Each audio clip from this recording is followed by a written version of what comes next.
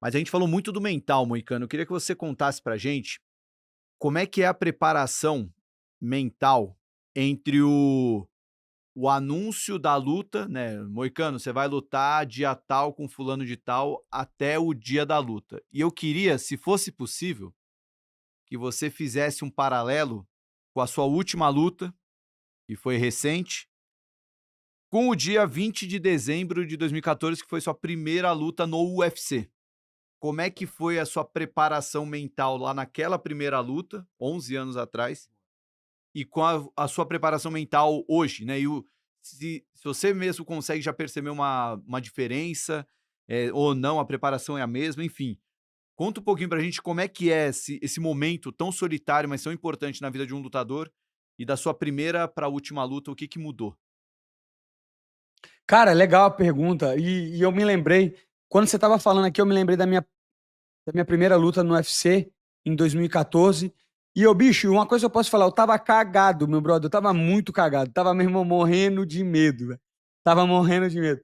E antigamente era toda luta que eu entrava era assim. Hoje em dia, eu não tenho tanto medo assim, entendeu? Então, e o que que acontece? Você cai seu nível de atenção. O medo é muito importante. O medo é fundamental. O medo mostra que você tá com skin in the game, entendeu? Mas não dá para comparar a minha situação de vida, a minha cabeça, hoje com há 12 anos, há 11 anos atrás. Não dá, entendeu? É outro Renato Moicano, é outra pessoa, não é o mesmo. Mas uma coisa que eu me lembro era o seguinte: eu tinha tanto medo, bro, eu tinha tanto medo que isso aumentava meu foco. Eu me lembro de eu no locker room, né, no vestiário, aquecendo, batendo a manopla. Aí eu sentava, ficava de joelho, começava a rezar, velho. Começava a rezar, rezar, e pelo amor de Deus, eu só quero vencer isso aqui, por favor, e fazendo um monte de promessa. E aí eu lembro quando eles me chamavam, eu entrava assim, você vai entrando na arena, tem aquela galera toda, né, te olhando andar. E aí, tipo, eu não queria nem olhar, eu fiquei olhando pro chão, quase que eu caí, porque eu não que eu fiquei me seguindo pros pés do cameraman. Fica um cameraman te filmando de frente assim, ó. Eu olhando pro pé do cameraman. Se ele tivesse feito assim, eu caía. Então, entrei no octógono, olhei pro outro lado, tinha um cara lá, não olhei pra nada, velho. Me blindei. Eu tava com tanto medo que, tipo, a minha mente fez assim, ó, pum. E aí eu foquei no cara, tá ligado? Totalmente. E, meu irmão, foi uma das minhas melhores performances até hoje, essa aí, a minha estreia no UFC. Finalizei o cara no segundo round, depois de dar um grande nocaute nele. Peguei a luta com uma semana, então não tinha nem tempo de pensar. Mas era um momento ali único, tava realizando meu sonho. Uma coisa que, na verdade, eu sempre tive esse sonho, mas eu nunca achei que ia chegar no UFC. Nunca achei. Tipo, a vida inteira duvidei de mim pra caralho. Quando chegou a ligação, foi um dos momentos mais felizes da minha vida. Depois, quando eu venci, brother, foi um sentimento de vitória tão grande, de dedicação, de tanta coisa. É, e comparando com minhas últimas lutas, é isso. Hoje em dia, eu não sinto tanto medo, sacou? Hoje em dia eu não sinto tanto medo. Isso é ruim. Eu queria chegar pra você e falar, caralho, eu ainda tenho esse mesmo medo, mas não tenho. Vou na arena, olha a galera, tá ligado? Porque hoje em dia é o que eu te falo, é um trabalho pra mim. Antes aquilo ali era minha vida, velho. Era minha vida. Hoje em dia, se esse trabalho acabar, eu vou ter outro depois, vou começar outro. Então, por isso que eu tô te falando, não tem como eu ter a mesma preparação mental, porque é outra pessoa. Uhum. É como se você pegasse outro ser humano e botasse ali, não é o mesmo. Se você botasse eu para conversar comigo há 10 anos atrás, seria outra pessoa. Então, só que, voltando, então como é que eu substituo isso? Antes eu não tinha um psicólogo, antes eu não tinha nada, então eu me blindava através do medo. Hoje, eu me blindo também através de técnicas, e principalmente a visualização, tá ligado? É aquilo que eu te falei do Elias Topuri ali. É você saber o que, que você vai fazer, deixar aquilo na mente, meu irmão, e exercitando. Enquanto você está treinando, você está pensando, a visualização é bastante importante nesse lado do esporte aí. E como eu te falei, é algo que eu ainda estou aprendendo, desenvolvendo, melhorando. Então, ainda não está 100% formado, mas eu espero que. Fiz, fiz várias mudanças nesse training camp aí, várias, várias, várias. E eu espero que em outubro, se eu for lutar no Brasil, vai ser um moicano completamente diferente aí. Da hora. E Moicano, só mais uma pergunta. Quem que foi ou é sua maior referência na luta? Um cara que você se espelhou ou, almeja, sabe, tem um benchmark ali, um cara dentro do UFC, dentro que você viu dentro do octógono que você fala: "Puta, meu, pra mim esse aí foi o cara mais pica que eu já vi lutar".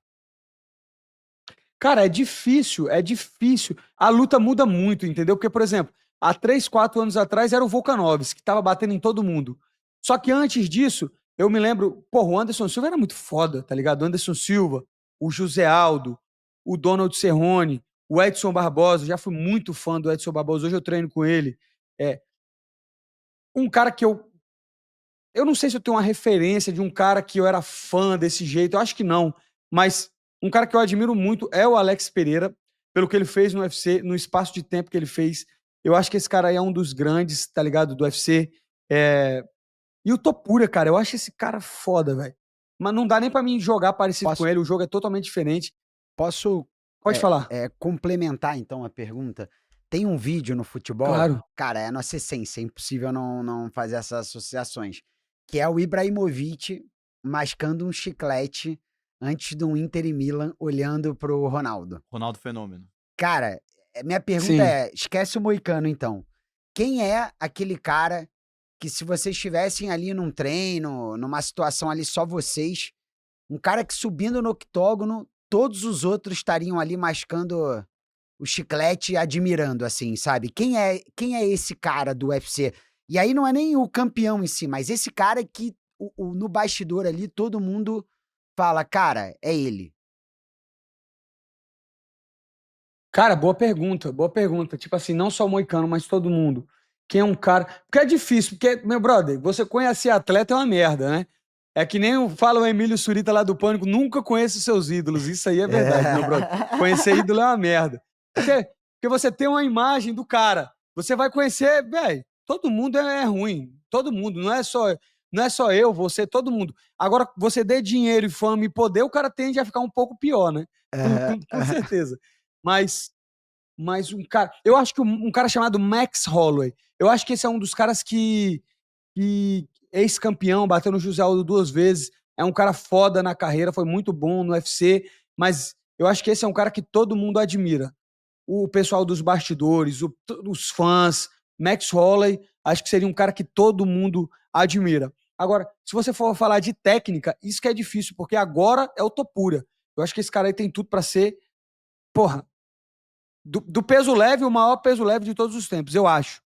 Peso pena, ele fez poucas lutas, né? Mas eu acho que, tipo assim, de carisma, eu acho que o Max Holloway. E assim, para determinados esportes, você tem uma palavra que o nunca, né? Eu acho que o nunca traz o mito por trás dele. E eu tenho dois aqui, eu posso estar esquecendo alguém, né? Mas eu só tenho dois nuncas que venham na minha cabeça. O primeiro é o Michael Jordan, que nunca perdeu uma final, e isso o colocou como o maior de todos os tempos, até numa discussão que hoje existe em relação ao LeBron. E o segundo é justamente um lutador do UFC, que é o John Jones, né? Que nunca perdeu, a única derrota dele, salvo me engano, é uma desclassificação. Como que é ter esse mito aí do nunca, né? Como que é olhar pra esse cara e falar, pô, ninguém nunca derrubou esse cara aqui. Sim, o John Jones, como lutador, ele é provavelmente o maior lutador de todos os tempos. É que nem você falou. A única derrota dele foi uma desclassificação e que hoje não seria nem mais desclassificação. Porque os caras mudaram a regra. Antigamente, você só podia dar cotovelada assim. Agora, nesse ano de 2025, você pode dar essa cotovelada de baixo para cima, que foi aquele nocauteou o cara e que, na verdade, ele já estava matando o cara. Ele já tinha matado o cara. Aquela cotovelada ali não fez nada. E eles desclassificaram. Então, realmente, ele nunca perdeu no octógono. É, falando tecnicamente, talvez ele tenha sido o melhor disparado de todos os tempos. Só que ele se envolveu em muitas polêmicas fora do octógono. E a principal foi agora, ele já está mais velho, ele subiu para o peso pesado, aí ele bateu num velho, aí depois ele ficou no Stipe Miocic, que já estava velho. Depois tinha um cara do peso pesado, que é o Tom Aspinall, que queria lutar com ele. Ele passou, acho que até anos, segurando o cinturão, fingindo que ia lutar, fingindo que ia lutar. Quando o UFC falou, tem que lutar, ele deixou o cinturão e falou, não, me aposento. Me aposento. E aí, beleza, se aposentou. Aí agora o UFC anunciou que vai ter um UFC na Casa Branca, né? O Trump anunciou que em 2026 vai ter um UFC dentro da Casa Branca. Ele, voltei, entendeu? E aí o que acontece? Esse Tom Aspinall, que é um cara perigosíssimo do peso pesado, botaram para lutar com um cara que o John Jones já ganhou. Então, na minha opinião, ele tá pensando assim, vai que ele perde, né? Aí eu volto, entendeu?